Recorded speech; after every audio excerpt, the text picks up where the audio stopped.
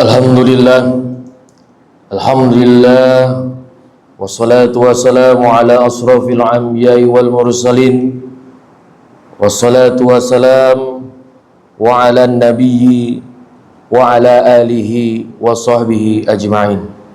Rabbi israh li sadri wa yassir li amri wahlul 'uqdatam min lisani yafqahu qawli ma ba'd. Wa qala Allah ta'ala fil Qur'anil Karim wa huwa asdaqul qa'ilin. A'udzu billahi minasyaitonir rajim. Bismillahirrahmanirrahim.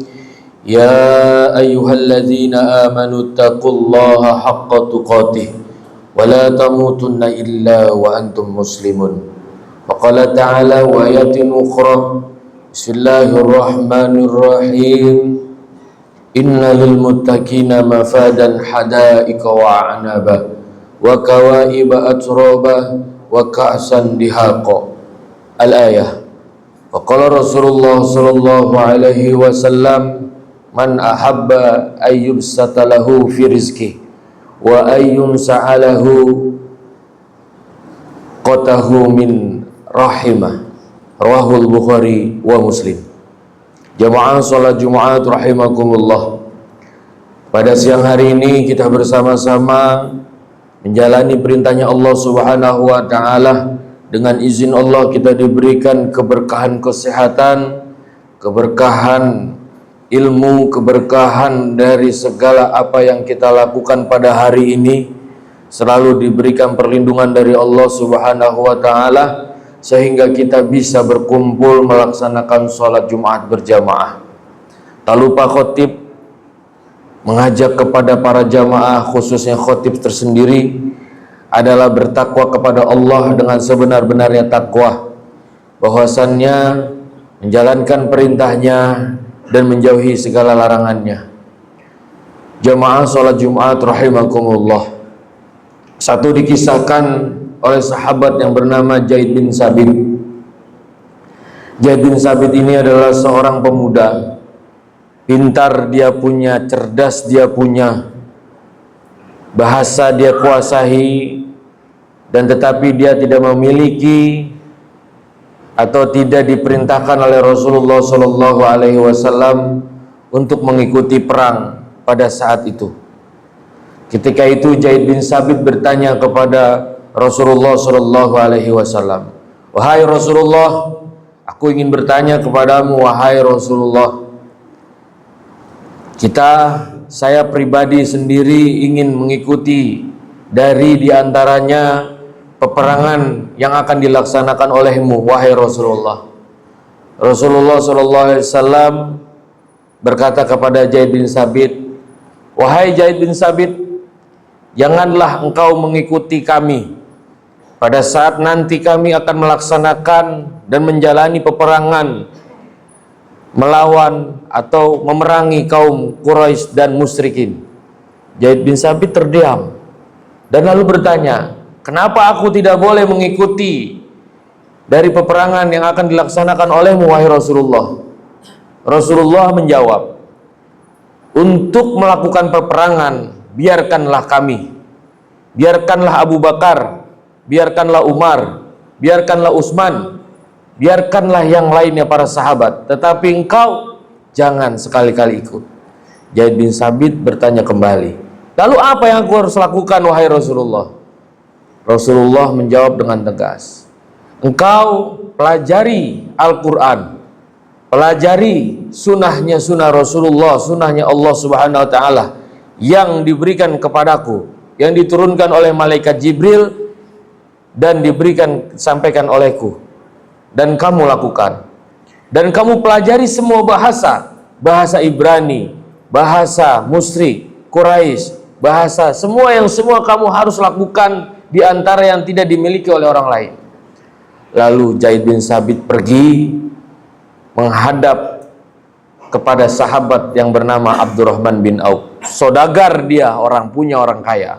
Lalu Zaid bin Sabit bertanya kepada Abdurrahman bin Auf, wahai saudagar Abdurrahman bin Auf, aku diperintahkan untuk belajar.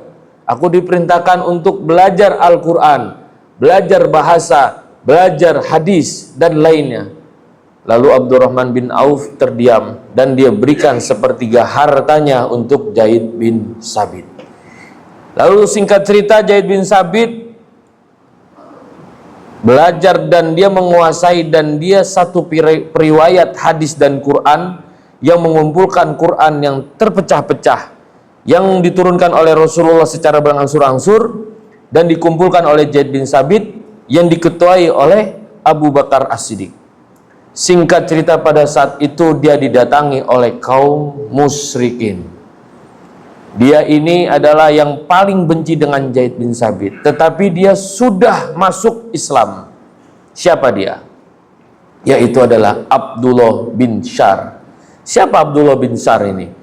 Abdullah bin Syar ini adalah sahabat yang sangat dekat dengan Rasulullah sampai akhir hayat, yaitu yang kita kenal Abu Hurairah. Abu Hurairah ini hampir saja dia memutuskan silaturahim, hampir saja dia memutuskan silaturahim dengan orang-orang terdekat ataupun saudaranya. Lalu Zaid bin Sabit bertanya kepada Abdullah bin Syar ini, "Wahai, engkau memang benar sudah masuk Islam, tetapi engkau tidak boleh salah satunya memutuskan silaturahim."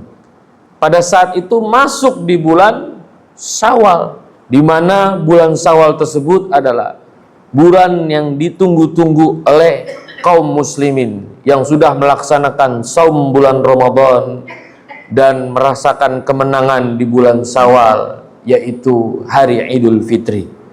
Lalu Zaid bin Sabit memberikan satu isyarah kepada Abu Hurairah, "Jangan sekali-kali engkau memutuskan silaturahim, karena memutuskan silaturahim adalah memutuskan tali kita kepada Allah Subhanahu wa ta'ala." Lalu Abu Hurairah bertanya kepada Rasulullah. Ini sebab turun dari hadis man ahabba ayyubsitullahu fi rizki. Lalu bertanya kepada Rasulullah, "Wahai Rasulullah, aku telah ditegur oleh Zaid bin Sabit untuk tidak memutuskan silaturahim. Apakah memutuskan silaturahim itu akan memutuskan tali kepada Allah?" Rasulullah terdiam. Terdiamnya Rasulullah itu bukan berarti bodoh, bukan. Terdiamnya Rasulullah bukan berarti tidak tahu, bukan. Diamnya Rasulullah adalah menunggu wahyu yang diberikan oleh Allah Subhanahu wa taala melalui malaikat Jibril dan disampaikan kepada Rasulullah sallallahu alaihi wasallam. Turunlah hadis tersebut, diriwayatkan oleh Siti Aisyah radhiyallahu anha, "Man ahabba ayyubsatalahu fi rizki." Siapa yang ingin dilapangkan rizkinya, siapa yang ingin diberikan pintu rizkinya dari pintu langit yang ada di atas, pintu dibukakan, dikeluarkan dari bumi rizkinya, yang jauh didekatkan. Rasulullah SAW bersabda sambil menggetarkan tangannya, karena pada saat kita memutuskan silaturahim, di situ adalah kita memutuskan tali dari Allah Subhanahu wa ta'ala. Jamaah sholat Jumat rahimakumullah, pada siang hari ini memang kita sudah masuk di hari bulan Idul Fitri Syawal, yang kita mempunyai dendam, punyai kesal. Lapangkanlah hati kita, turunkanlah ego kita, karena di dunia hanya sementara. Innalil muttaqina mafadan hadaika wa anaba wa kawaiba atsroba wa ka'san dihaqo. Sesungguhnya orang yang muttaqin, orang yang bertakwa akan diberikan ganjaran. Wa kawaiba atsroba, dia diberikan satu yang tidak akan diberikan di dunia, yaitu bidadari tanpa ada batasnya, dan diberikan satu pohon tidak harus memanjatnya.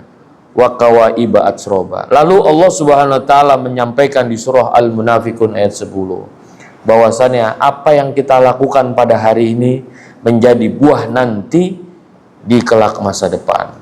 Mudah-mudahan kita punya rasa maaf kita berikan kepada kerabat, teman, saudara, handai tolan, berikanlah rasa maaf ini, meskipun kita merasa paling benar, tetapi turunkan ego kita agar kita mendapatkan keberkahan dan lapangan rizki dari Allah Subhanahu wa ta'ala. Barakallahu li wa lakum fil Qur'anil azim wa nafa'ani wa iyyakum bihi minal ayati wa zikril hakim wa taqabbala minni wa minkum tilawatahu innahu huwal ghafurur rahim.